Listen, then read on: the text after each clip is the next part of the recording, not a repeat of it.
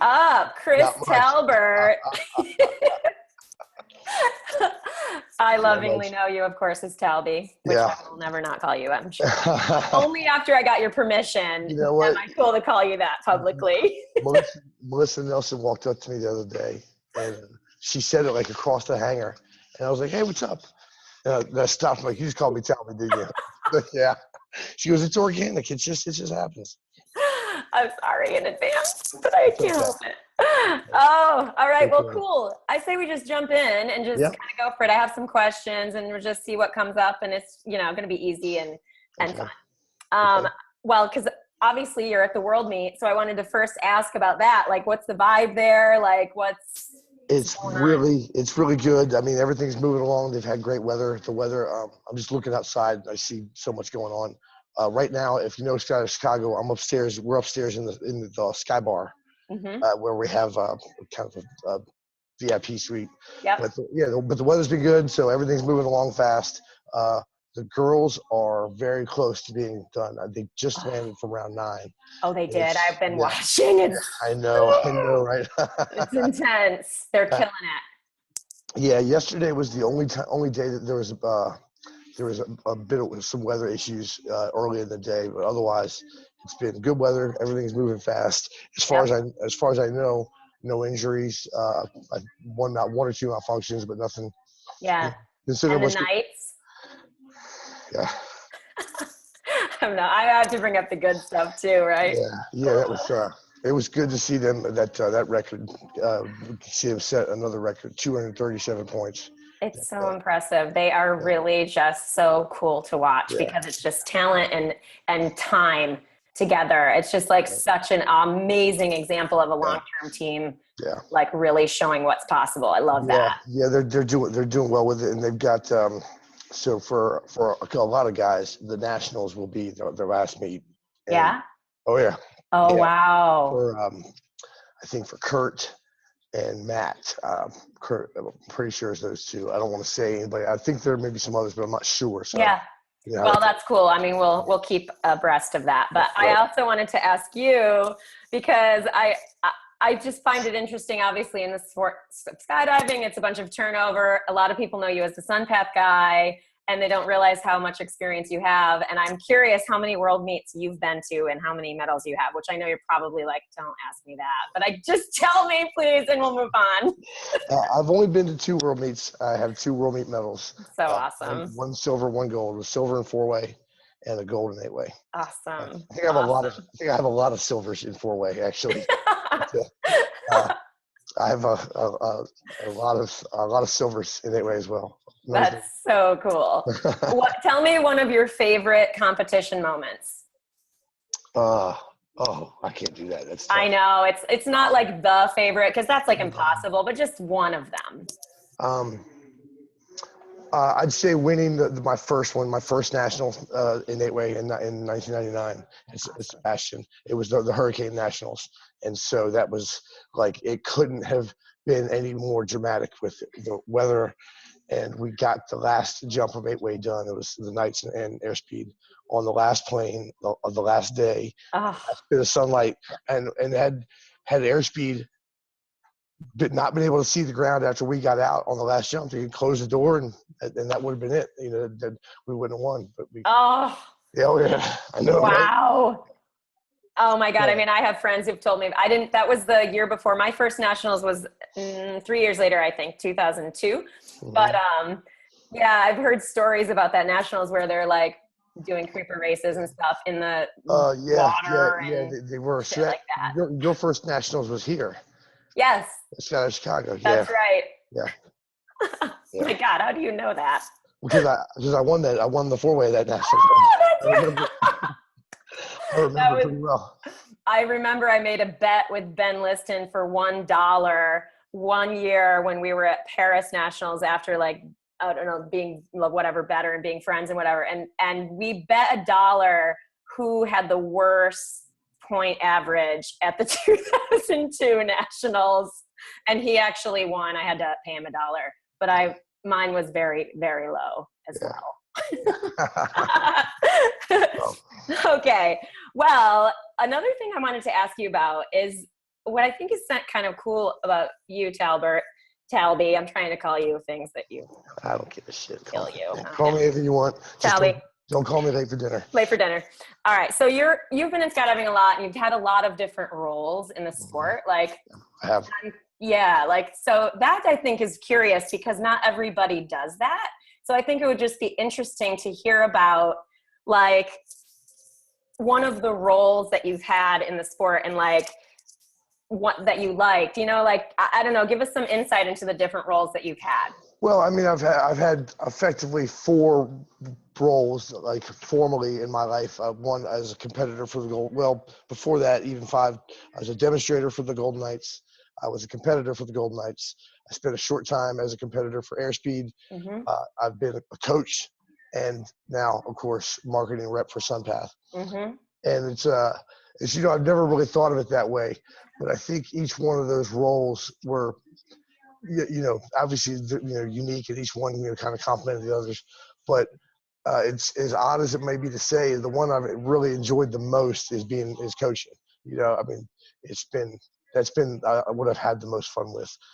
It's just when I was coaching and not jumping at all, other things in my life, I was working in another industry. I started moving away from it, so I didn't do as much coaching as I would have liked, but I did quite a bit, and I had some success with it. What about coaching did you like so much? Like, why did you enjoy it so much? I think just the interaction with the people. Obviously, you know, I'm a pretty outgoing person, and I enjoy you know, and I know the material fairly well. I'd like to think anyway. You're allowed to say that. Okay. You don't sound like an asshole saying I know what I'm talking about. I know the material fairly well, and I really enjoyed coaching teams that I can, you know, connect with. Not every team that I ever was asked to coach did I ever get asked to coach again. Yeah. But you know, I did connect with a lot of people, and there are a lot of people that I even see today that I remember when they were a young skydiver doing 4-way or 8-way, and coaching them and trying to, you know, encouraging them, saying, hey, it's not as hard as it looks, or it's not as hard as it feels. And stop watching the Golden Knights. That's not, you know, don't compare yourself to them. Just you know, do your thing, and I enjoyed the little successes. Yeah, it's funny.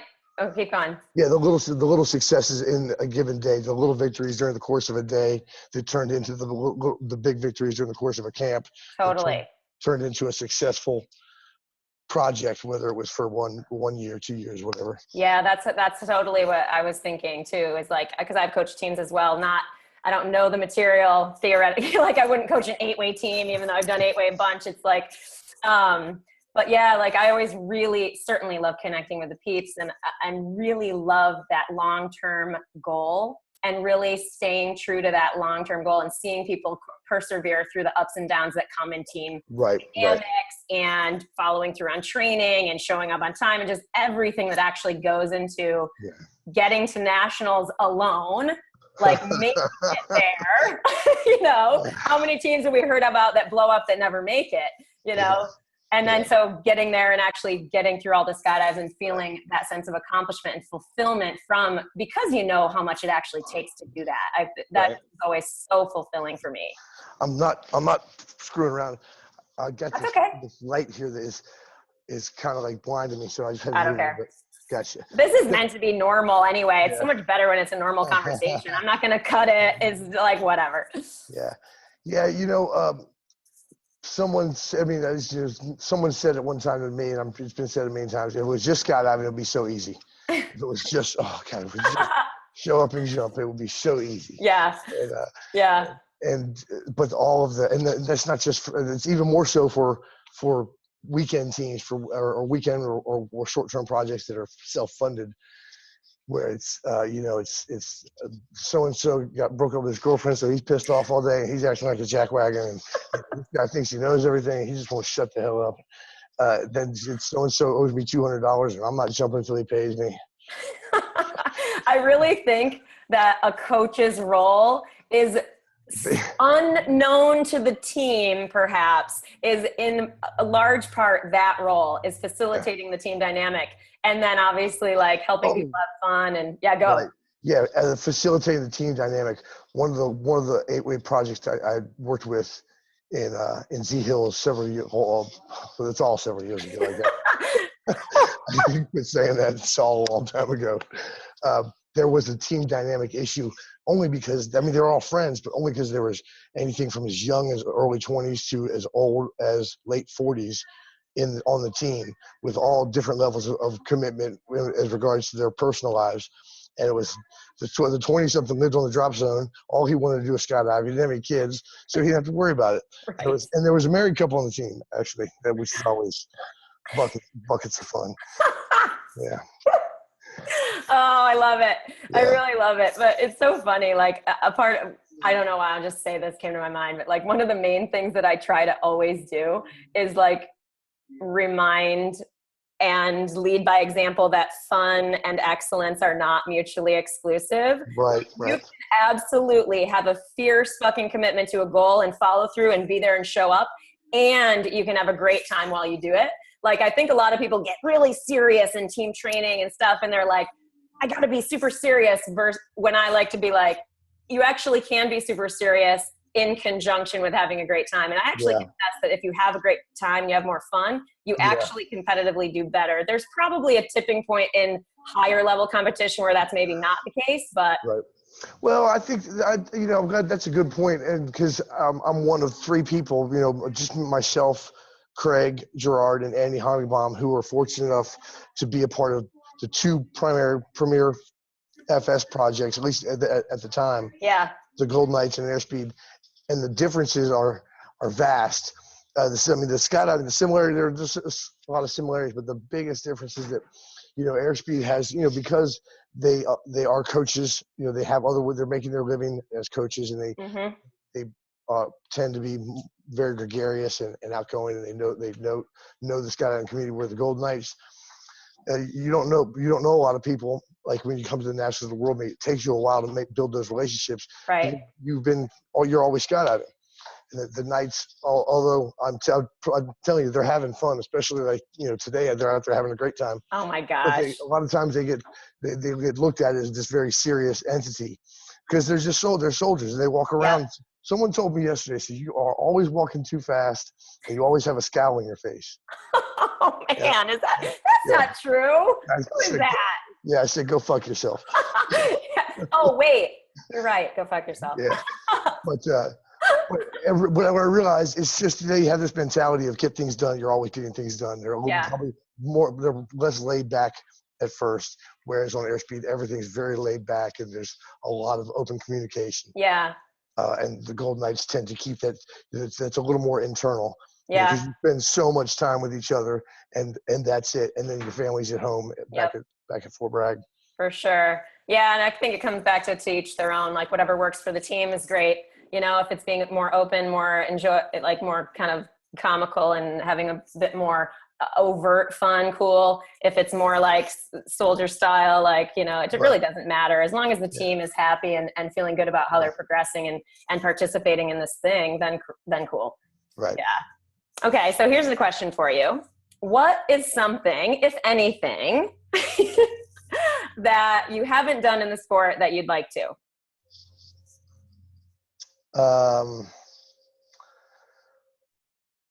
Make $1 million. Totally fair. But I think there's only a few people that can honestly say they've done that. Your family has owned a drop zone. The best way to make $1 million is skydiving, to start out with 2. Right. But that is true. Yes. I think that's actually something worth actually sharing, is that there can be some rose-colored glasses on professional skydiving. I think it's really important for people to know that it's a difficult road, that it requires a lot of hard work. And it's not that you can't be safe and successful. I never wanted to eat ramen noodles and live in a fucking camping trailer. Right. That was never my thing. I started investment banking. I'm like, nope, not my path. Right? Instead, I made a bunch of money working for the man, and then spent it getting good, blah, blah, blah. And here we are. But I tend to advise people who are gung-ho wanting to, and if doing tandems and AFF and stuff like that is someone's path, and totally cool. It's really no judgment. It's just know that that's a a hard Right. lifestyle. Yeah, it is hard. It's a hard lifestyle. I think that's one of the things, about one of the things, the differences about being a Golden Knight. Obviously, you have a salary. You're in the Army, Yep. and it's certainly a great benefit there. The difference there is the challenge to get that job. Someone told me that pert near tried to kill me. Yeah, that's about right. They're about to. But yeah, the professional skydiver life is it's not very professional. I mean, it's not very lucrative, but it's very, very rewarding. Obviously, I wouldn't call myself a professional skydiver. I work in the skydiving industry. Right. I do okay, but it's there's only so many people that we can sell Javelin Odysseys to. There's only so many people in the world that are going to buy G3 helmets. Yep. And so when you have this finite market, you're going to have a finite amount of income. Yeah, absolutely. Well, food for thought for people considering that path. Obviously, I mean, just to say this out loud, I definitely welcome questions, so people can, email me or whatever they want to explore. Oh yeah, yeah. It's enjoyable. Get ready to spend a lot of time on drop zones doing nothing. The job in the skydiving industry is not a job skydiving. I promise you that. No. You've seen it. And I've never done that. That's the thing. Like I was not, me doing the boogie tour, but it was always skydiving. Right, I've never actually been a rep for anybody other than just a sponsored athlete, but that doesn't count because I'm skydiving. Right. Yeah, it's a job in the skydiving industry. I've got one of my best friends, Tony Thacker, always compare. He said, a job as a golf pro is not a job playing golf. No. There's a difference between a golf pro and a pro golfer. Yes. There's definitely a difference between working in the skydiving industry and being a full-time skydiver. For sure. They're not the same. It's a lot of standing around. Like I can see how sunburn I'm getting on my big old melon here. I didn't even notice it until we started this little chat. And it's funny because I just saw Carl Meyer down in the PD tent. And he's like, oh, I told him what I was coming to do. I was like, I got to have a chat with Mel. And he says, man, you should put some makeup on. You totally should have. Next time. What I just wanted to find the glasses with the nose and the eyebrows. That would have been awesome. Next time. That's what I expect it next time. And actually, it's funny. You mentioned Tony Thacker. My next question was just because you've been around so long and you know so many people and just, conversations you and I have had, like, I'm curious, like, again, not like your best friend, but who is one of your oldest and longest friends, and like, how did they become that for you? Tony for sure. Tony, I met Tony. I can remember, you think I was going to marry him. I remember it so well. But he said he's not my type. He's too fluffy. Tony had just come, for those people that don't know, Tony Thacker's family started the Rayford Parachute Center years ago. And Tony had come back to skydiving after a break of maybe 10 years to work as a golf pro. Cool. And he was just coming back to skydiving with his then girlfriend, now wife, Kate. And I was trying to manifest. I had a couple of 100 jumps. And I was trying to manifest, and one of the pilots says, hey, I didn't have anyone to jump with. And he introduced me to Tony. And I did a three-way with Tony and Kate, and he gave me these really basic tips that I still use. And he was like, just stick your legs out. You're only 3 feet away. You can't hit me that hard. Yes. So I still remember that so well. And we became friends, and then over time they taught me how to play golf as well. Cool. Now, he didn't do a very good job of it, I guess. But oh, my God, we should play golf sometime. Oh, my God, it's so good. God, I'm so bad, but it's so good. It's so right in the toilet, too, right? Right. Miracle shots. Right in the lumberyard, man. It's bad. But so yeah, Tony's been a big influence on me and in my life. He's been a good friend for a long time. And then just so many guys and girls from the Knights. Brooks Weiner and I, everyone sees us fighting on Facebook about the Redskins and the whatever the dumbass team is, the Cowboys. I don't know. I could care less about anything like that. Fuck the Redskins. They're going to just be a this is because of the Monday night game. Well, on Sunday morning, I had hair out to here. Now, this is what happened Monday. But yeah, Drama. I think Tony has been, and because we, just worked out that we have mutual interest, golf and skydiving. Cool. We've known each other for a long time, and doing one has helped us. Like we've been counselors for each other, both on the golf course and at the drop zone. Awesome. So yeah, I think Tony's one of the guys that's been there for this journey, the most. It's really cool. Yeah. I mean, and a lot of the reason why I'm doing this whole VSC thing and the interviews and just wanting to create this content and information is for young skydivers. It's for, the community at large, but for young people who are in the sport, like it's kind of probably, I'd say it's a good thing for them to consider and think about that the people they're meeting now sorry to interrupt you there. Yeah. It's getting serious because they're picking up, the swords are right back there. And you're picking up the VFS sword, the US 1 VFS. Do you need to go? Because we can totally. No, I've seen it.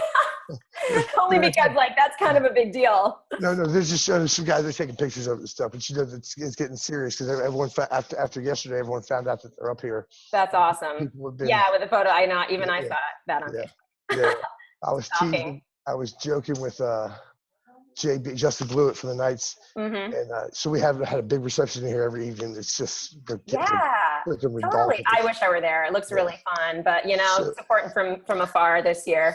Everybody who walks into this room I've said to JBS, you can tell everyone whose name is on the sword, because the first thing they do is they walk up to it to make sure it's still there.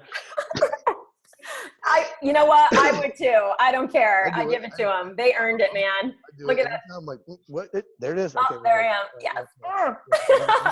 We talk about a memory moment. I'd say that's a big one. Yeah. But anyway, my point is that this is for, ideally going to help young jumpers. And I like the idea of them going, they're new friends. Those friendships really do, at least in my experience in skydiving, grow to long-term family. Yeah, more so I think than most people really realize.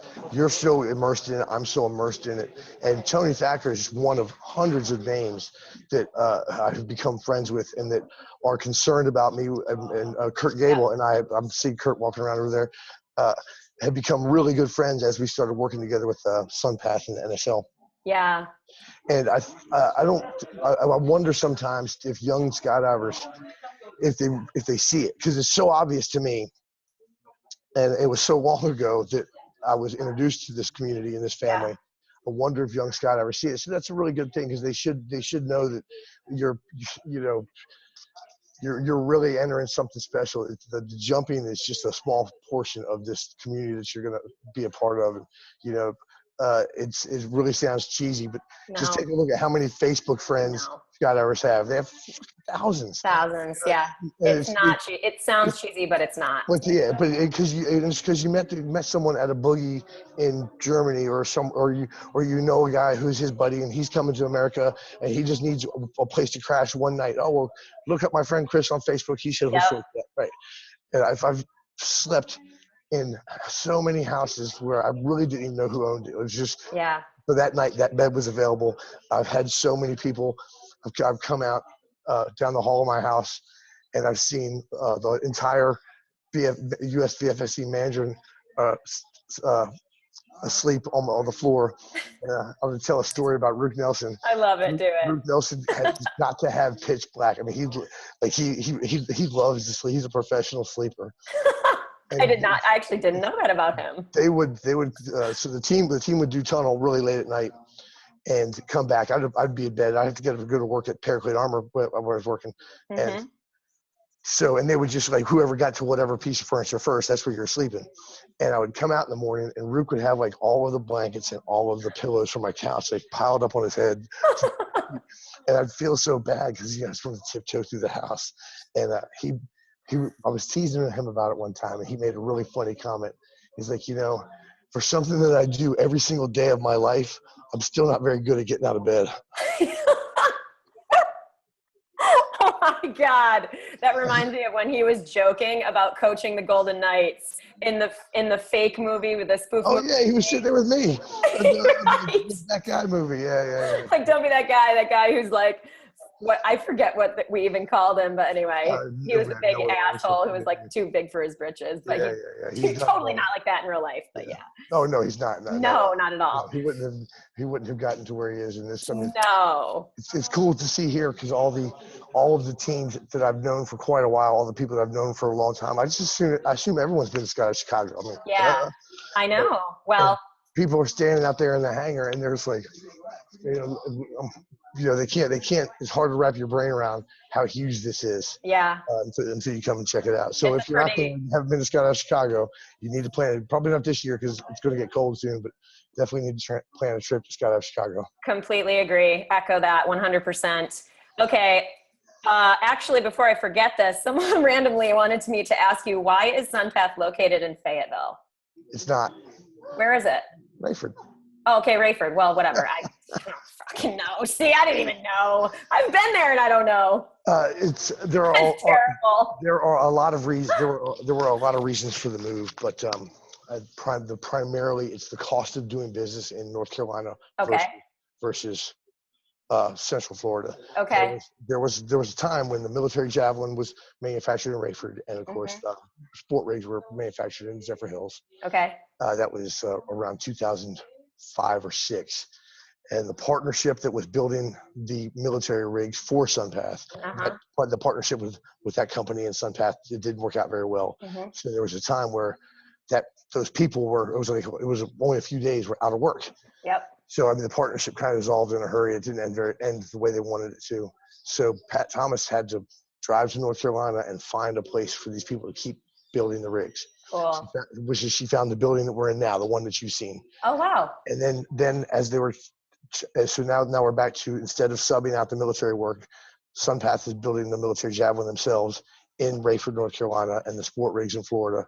Okay. The costs are skyrocketing, the travel, and it's clear that they need to consolidate the company somewhere. Yep. So then it was, okay, which one is more practical for doing business, and it's North Carolina. Awesome. There is a lot an understanding that it was only because of the military, and that's not. Yeah, it's convenient that the Fort Bragg is there and the special operators are there, but so little of the development comes from those units. It comes from somewhere outside, in other places in the government, and then the product is eventually sent there. Yeah. But it really wasn't strictly just for the military. It was cool. cost of doing business. Awesome. Yeah, that's curious. Just that's a whole nother conversation about just business and choices that we make for that. But that's interesting. Cool. Last thing I'll ask is you kind of touched on this with the special nature of skydiving, but what's some piece of advice that you would give young skydivers? Play golf. Come on, Talbie. No. Yes, play golf and go skydiving. And skydiving. Do both. Honestly, I would say keep it simple. There's so much going on in skydiving now, and there's so much everything's changing, and everybody wants to go bigger, better, faster, more, sooner. Yep. And, the old bold skydiver theory is still true. So there are old skydivers and there are bold skydivers. Yeah. There are no old bold skydivers. I don't think I've ever heard that. Never heard that? That was one of the first things that's so smart. I mean, maybe I've heard it and forgot it because I heard it so long ago, but that's super smart. Just keep it simple, and put the fucking cameras down. God damn it. Put the cameras down, all right? No one cares what you look like, really. Right. And because when you go and tell your other friends, they don't care. I know. You're not curing cancer. The whole world doesn't need to see it. Put the cameras down and enjoy the jump in the moment. Enjoy it. Instead of trying to savor that jump forever on YouTube, enjoy one jump with your friends where only you know what happened there for those 35, 60 seconds. It's legit. And see if it doesn't really turn into something special. Yeah. So keep it simple. Totally. I love it, my friend. Is there anything else that you'd want to share from today's conversation? We can always do another time, but yeah. This is as open as I get. I'm not a sharing kind of guy. Well, I love it. Thank you again, Talbie, for joining and just supporting. Thanks for doing this. I appreciate it. I love it. I'm flattered. Of course. Well, That's it. I mean, I should probably figure out how to end these more, whatever, but thanks. Love you. Get love you too. Get like a sign off tagline or something. I know, I suck Right. at that. Boom. Bye. All right. See you, Mel.